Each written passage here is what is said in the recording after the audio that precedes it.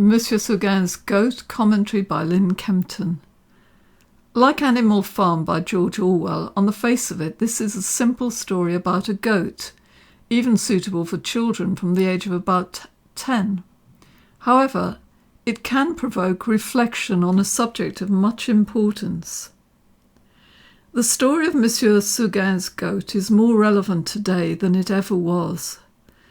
For the last 20 years, governments have forced the people to choose between liberty and security.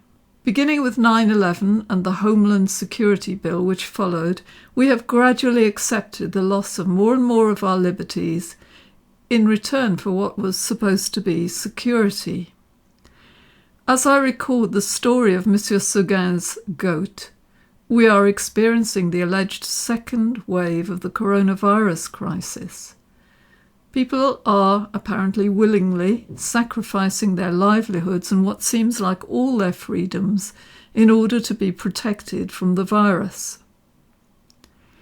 This story begins with a piece of advice offered by the author to Gringoire, a poet who has chosen to pursue his dream of writing poetry.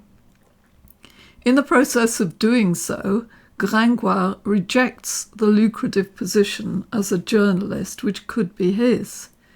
The writer admonishes him for his choice, telling him not to be so stupid. The story of Monsieur Seguin's goat is presented as a lesson for Gringoire, with the intention of persuading Gringoire to give up his dream of liberty and settle for the humdrum but lucrative life of a journalist instead. In this beautifully written and moving story, the goat, Blanquette, makes the same choice as Gringoire intends to make, and there are consequences, as you will see. We are now, as I record this commentary, in a similar situation to both Gringoire and the goat. There is a saying that those who choose security over liberty will experience neither. Perhaps we should reflect on the extent of the threat represented by the danger, the sincerity of our governments who claim to offer protection, the effect of the loss of our freedoms on our happiness and well-being.